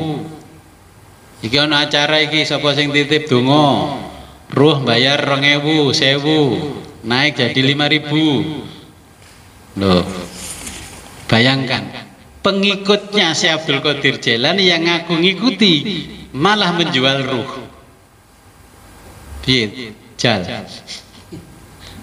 Loh ini yang ngaku ngikuti apa namanya Syekh Abdul Qadir, bahkan setiap minggu membaca manakibnya.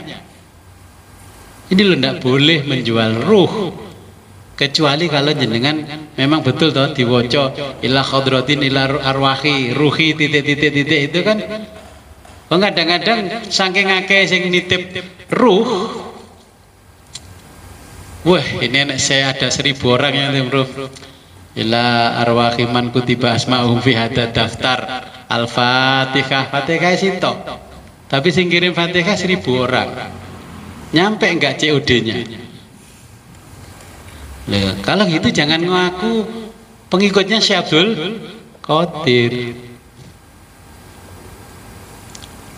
Makanya saya berdoa, ya Allah kalau jamaah saya Kanjeng Syekh jenengan melarang menjual ruh, tapi kalau di tengah-tengah jamaah saya suka menjual ruh, singkirkan saja dari saya, daripada saya terbebani di akhirat. Ya. Saya kan begitu, ngaji nggak usah ngel-ngel, pokoknya kalau ngikuti Syekh Abdul Qadir sudah saya ingatkan berkali-kali, kalau tetap ya sudah kita berdoa saja sama yang punya kitab supaya males ngaji. Nah, ini mutakasilah. Jadi jenengan kalau sudah ngaji kitab ini ya jangan menjual ruh, tapi sekadung biasanya dari panitia pripun Gus. Ya mundur halus loh. Loh ya ini kitabnya Syekh Abdul Qadir, saya masih belum semua saya baca. Syekh Abdul Qadir dulu menjelaskan pasal 1, pasal sampai 22 baru dijelaskan ini. Kalau jenengan saya jelaskan ini dulu sebelum ngaji. Nah kalau mau mengikuti saran Syekh Abdul Qadir ya berarti kita ngaji nanti mulai muqaddimah dari awal. Okay.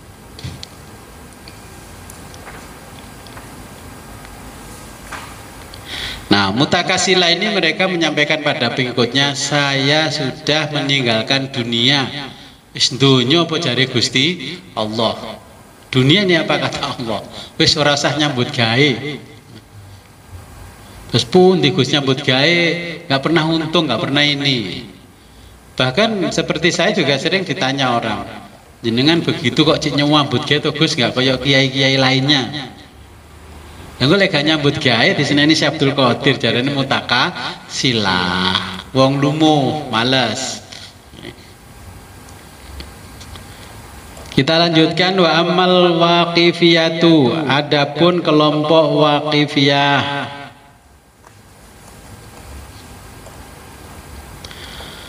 Fa innahum mereka yakuluna mengatakan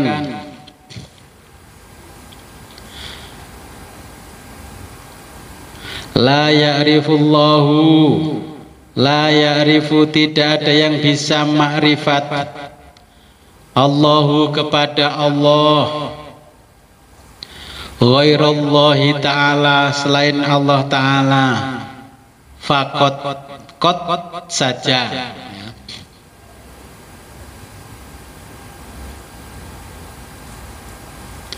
Yatrukuna, sehingga mereka meninggalkan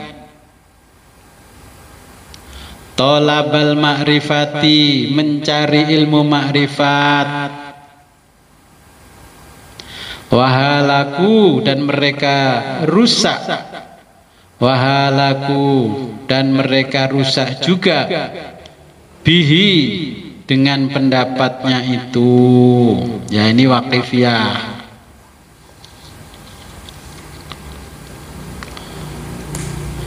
Jadi mereka mengatakan hanya Allah lah yang bisa mengenal Allah. Mereka membuang kebenaran, ya. Sebenarnya kesyirikan membawa mereka pada kemusnahan. Mereka suka mengembara ke makam-makam keramat, suka ziarah ke makam-makam keramat, ya. Suka pergi ke sendang-sendang, ya, kalau di Jawa ya ke sendang-sendang keramat. Alasan mereka, berdoa di masjid tidak gampang dikabulkan Allah. Kalau berdoa di makamnya orang soleh mudah dikabulkan. Menjumpai nggak seperti itu? Nah, jenengan berapa kali ziarah makamnya orang tua dalam setahun? Cuman malam Lebaran sama Ramadan, lek wali limo berapa kali? Hampir setiap momen wali limo. Loh, saya bukan mengkritisi, enggak, saya menjelaskan. Syekh Abdul Qadir menjelaskan seperti itu. Mereka itu kalau berdoa tidak mau di masjid, alasannya dungo nang masjid gak patek dikabulke. Kalau doanya di makam keramat, di sendang sopo, di makame pundennya siapa itu dikabulkan. Nah,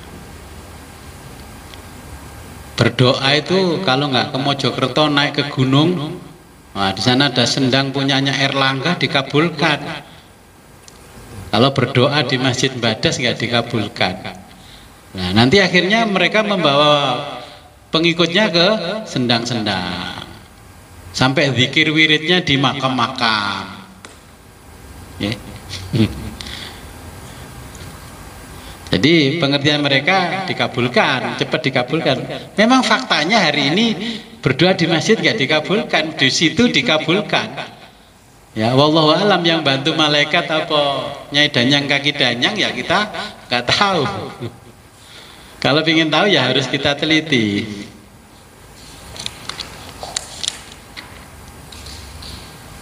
Kita lanjutkan wa amma ilhamiyatu, adapun kelompok ilhamiyah.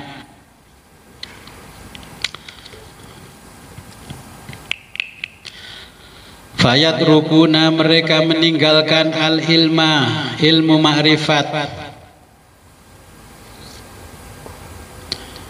Wayan hauna, mereka melarang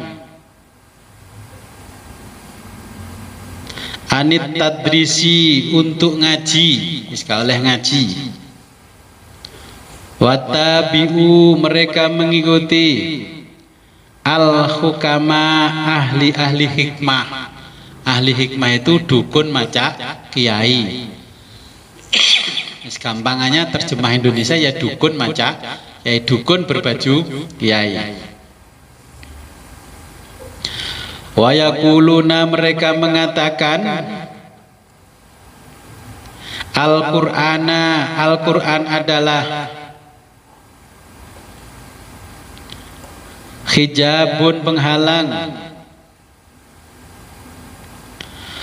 wal asy'aro, dan syair-syair itu, Qur'anut thariqati, Al-Qur'annya orang-orang ahli tarekat. Wa ya'taqiduna, mereka mengakui bidzalikal qauli, dengan ucapan itu. Wa yatrukuna, mereka meninggalkan Al-Qur'an,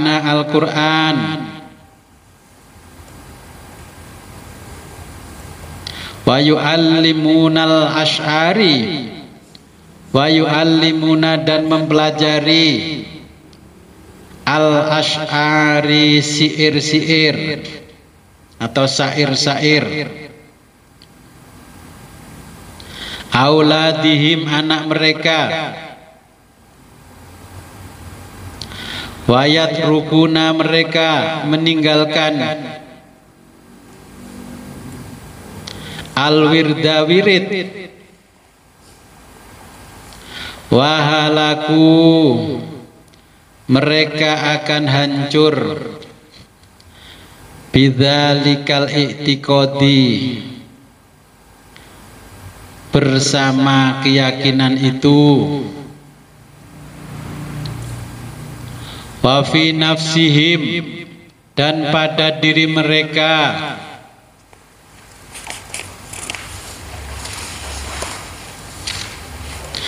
wa fi nafsihimul batilu, dan pada diri mereka al-batilu, batil. Yaquluna, mereka mengatakan, nahnu, kami ini adalah ahlus sunnati wal jamaati, adalah kelompok ahlus sunnah wal jamaah. Walaisu, mereka bukan, minhum, dari kelompok ahlus sunnah wal jamaah.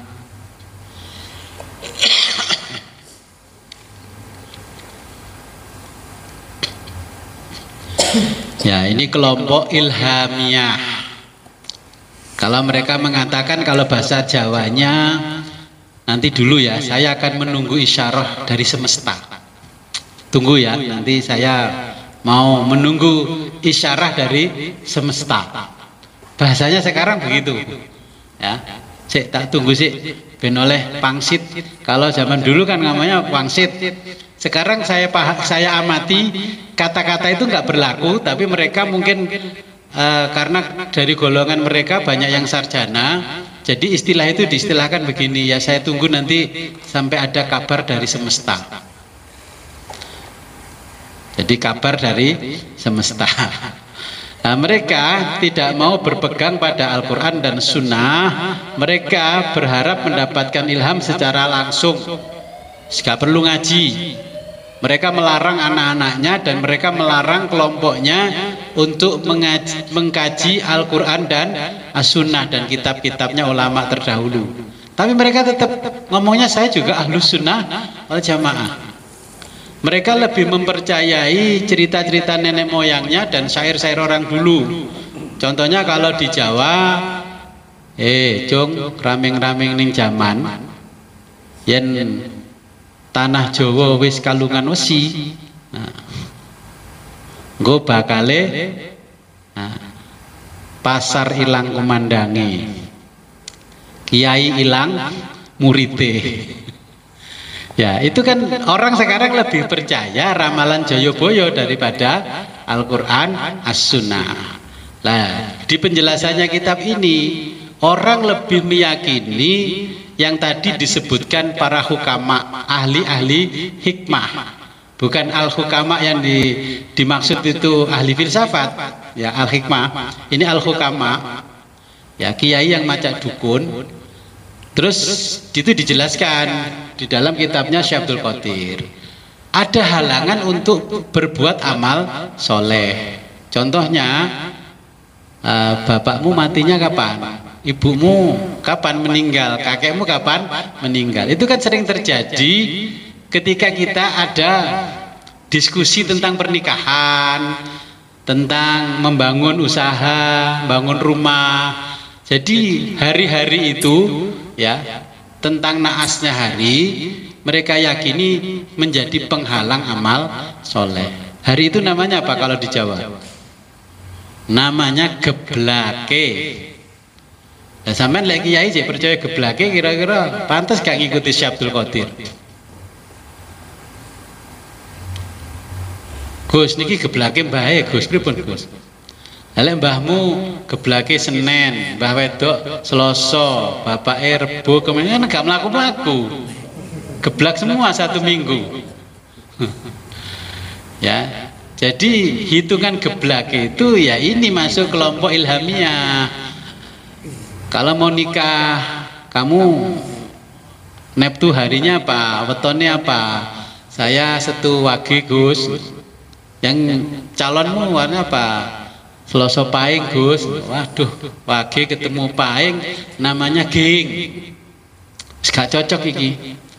Kamu kalau mau menikah berarti kamu setahun gak boleh makan rebung, gak boleh makan daging selama setahun. Loh. Hal seperti itu masih berlaku, tapi mereka mengatakan kami ini juga ahlus sunnah wal jamaah. Jadi kata Syekh Abdul Qadir ya ambil gedes, bahasa Jawanya masih banyak nggak yang begitu tapi ngaku ahlus sunnah, bahkan ditegaskan dengan dalil-dalil. Bangun gedung Gus, bangun rumah, ini pasang pondasinya jalannya dari mana Gus? Nah, wes ini karena Nogodino itu ada di timur selatan ya, kamu dari dari barat selatan itu ke utara. Nah, searah dengan jarum jam biar tidak nabrak Nogodino. Nah, ini orang-orang yang ilhamiyah.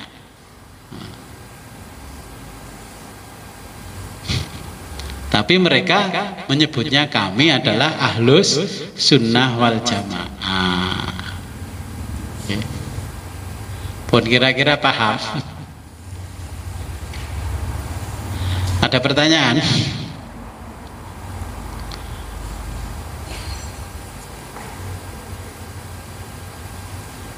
Gus. Nggih. Waalaikumsalam. Dengan sejak awal wong matur kita sekarang ini bukan ngaji, tapi kita sekarang ini sebagai orang yang sudah tasawuf lah kan. Nggih. Yang sing tasawuf diterangkan oleh Syekh Abdul Qadir Jailani dengan beberapa golongan. Semua golongan sing jenengan jelasaken bertentangan dengan orang-orang yang berilmu tasawuf. Kira-kira apa nak sih? Nggih. Untuk memurnikan tasawuf di situ mau dijelaskan tentang bahwa tarekat itu adalah orang yang beribadah kepada Allah murni dengan lillahi ta'ala atau dengan kata ikhlas. Lajeng sakniki nek wong tasawuf tasih berkata ikhlas niku napa? Jadi di dalam kitab ini Syekh Abdul Qadir kan menjelaskan, okay. Ini masih dilanjutannya sebenarnya, ya masih pasal 23. Bagaimana Gus kalau saya ini belum bisa meninggalkan apa yang dipesankan oleh Syekh Abdul Qadir?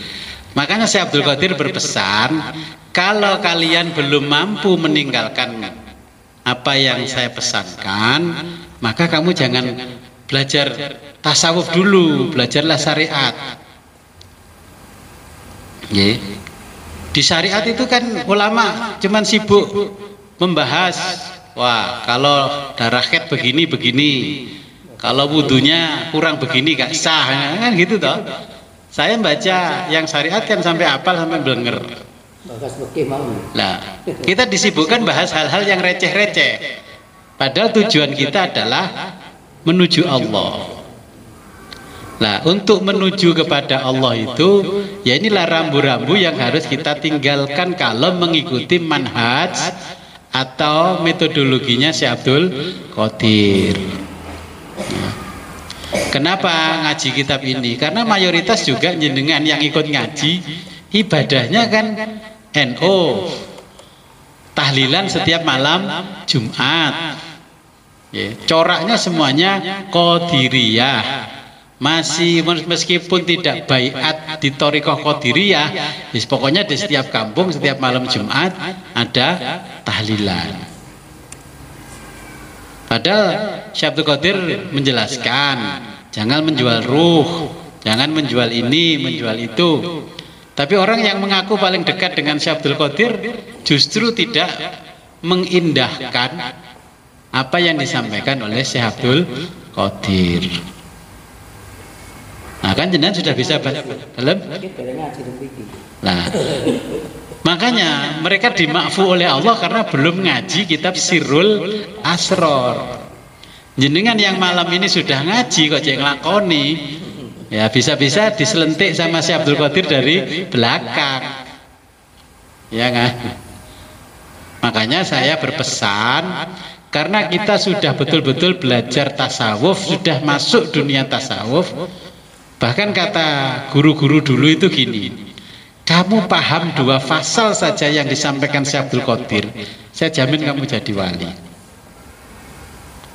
Ternyata setelah saya pelajari, ya memang satu pasal ke pasal yang lain itu sangat luar biasa. Walaupun bahasanya Syekh Abdul Qadir Jalil sangat sederhana. Nanti ada pasal bagaimana kita menuju Allah. Yang selama ini jenengan kan penasaran dia apa toh? Ngaji tasawuf kan cuma cerita toh. Guru-guru itu cuma cerita. Gusti Allah tuh begini, ini begini, kan cuma cerita. Cerita itu namanya, kalau kita belajar ilmu di perguruan tinggi namanya histerografi. Jadi agama cuma dibubui cerita-cerita mistik yang luar biasa untuk menarik pendengarnya. Syekh Abdul Qadir Jailani kalau cerita langsung praktek, cuman rambu-rambunya nanti jenengan biar tidak error, bahasa Inggrisnya error, bahasa Indonesianya galat, basa badasnya itu soak, biar jenengan tidak jazab majdub, maka rambu-rambu 12 ini harus jenengan hafalkan. Daripada nanti diselentik Syekh Abdul Qadir, dijegal Syekh Abdul Qadir. Syekh Abdul Qadir tidak melarang ziarah ke siapapun, tapi intensitas ziarahnya kepada kedua orang tua harus lebih banyak daripada orang lain. Ziarah itu kan pelajarannya cuman mengingat mati. Siapa yang nyuruh tawasul minta-minta ke makam-makam? Syekh Abdul Qadir Jailani tidak mengajarkan begitu. Tapi semua orang yang mengaku mengikuti Syekh Abdul Qadir, ya wali Allah, Mbah ngampel, kalau mriki mergo gadah hajat, utang bank gak iso, utang pinjol gak iso, tolong saya dicarikan solusi supaya diberi solusi sama Allah. Nah kalau tujuan ke Mbah ngampel ziarah mengingat mati, silahkan.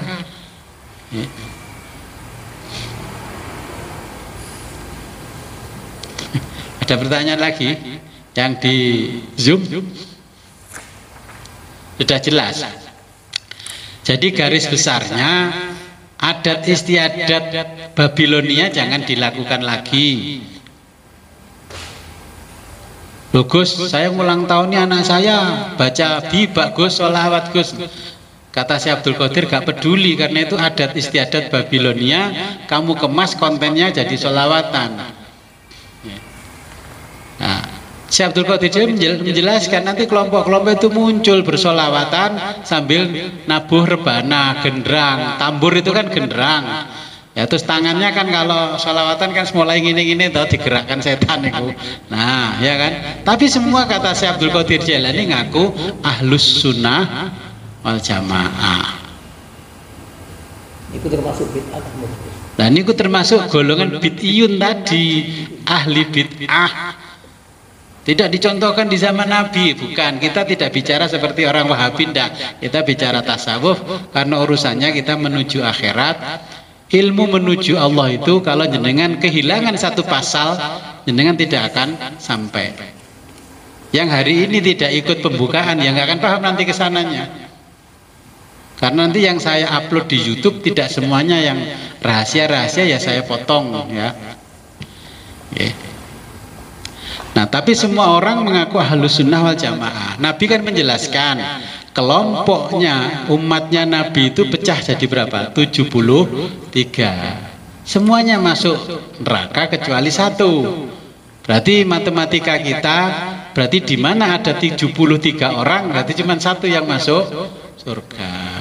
Kalau ada orang yang ngaku tasawuf ini ahli sufi, nah berarti kalau ada 12 orang berarti cuma satu yang masuk surga tanpa hisab. Ini berapa orang ini? Plus yang di Zoom ada 50 orang. Berarti 50 dibagi 3 dapatnya berapa?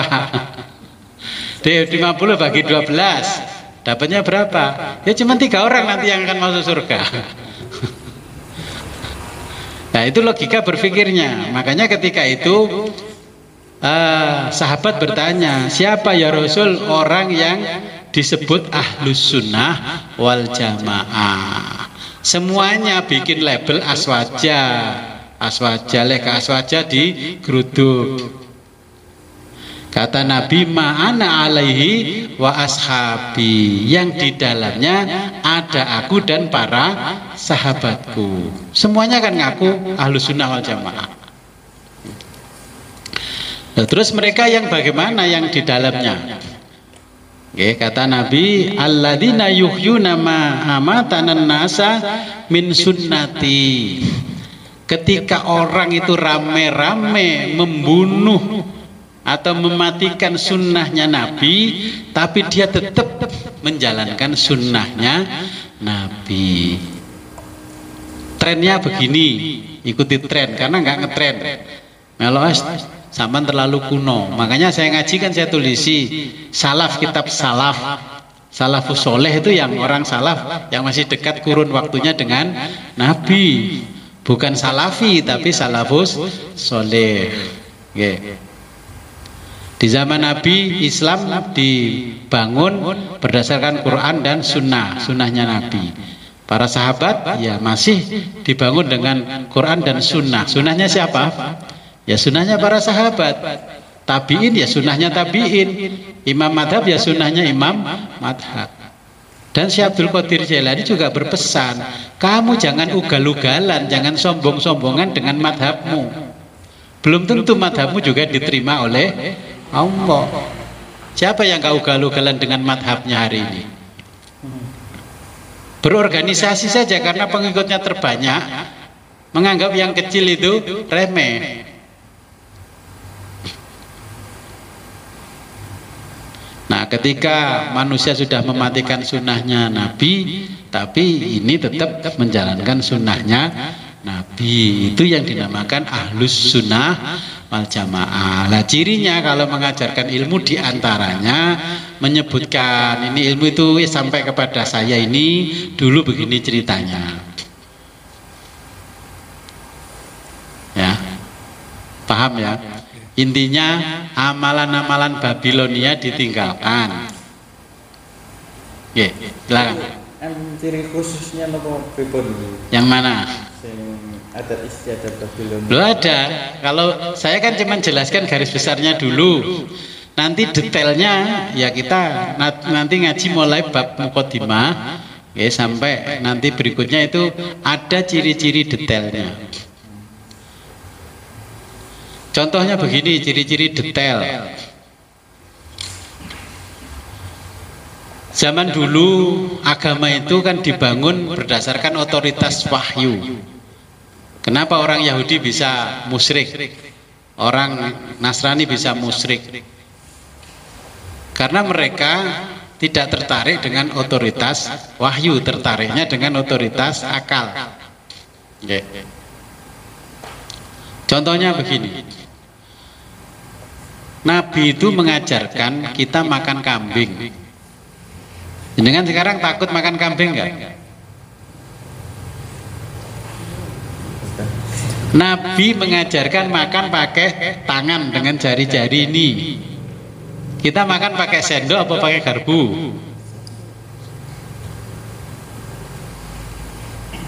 Sendok. Nah, ya inilah, kita ini tidak pernah menghidupkan sunnahnya Nabi. Saya di satu acara tertentu makan pakai tangan, yang lain ngelirik saya. Wong desa itu gak duwe tata krama, gak punya etika, estetika. Padahal saya menghidupkan sunnahnya Nabi makan pakai tangan. Habis itu makanya dijilati. Berani enggak? Di pesta saja lah mantenan. Pokoknya mboten tawon. Ya, jadi banyak sunnah-sunnah Nabi yang kita tinggalkan.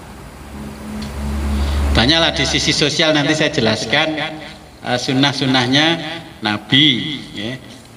Itu panjang sekali karena nanti dari orang Makedonia sampai orang Jawa. Ya, karena waktunya sudah habis ini untuk mukadimah. Ya, mudah-mudahan kita diberi kemampuan oleh Allah untuk menjalani hidup sufi. Ya, nanti ilmu yang dijelaskan dalam kitab ini, inilah ilmu yang diburu oleh orang Yahudi dan yang paling ditakuti.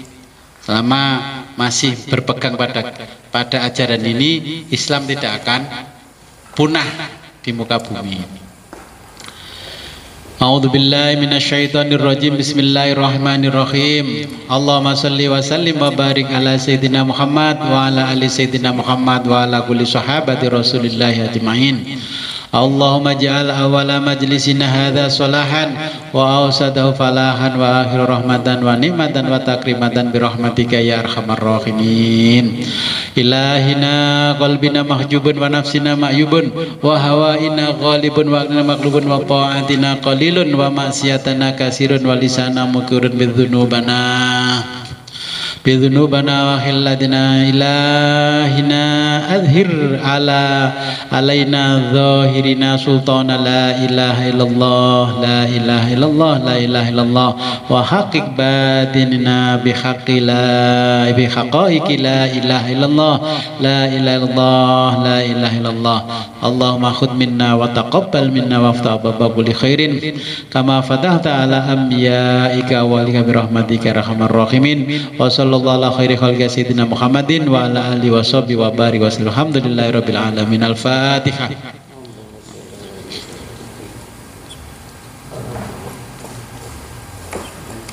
Akhirul kalam, ihdinas siratal mustaqim, wabillahi taufiq wal hidayah, wa ridho wal inayah. Assalamualaikum warahmatullahi wabarakatuh.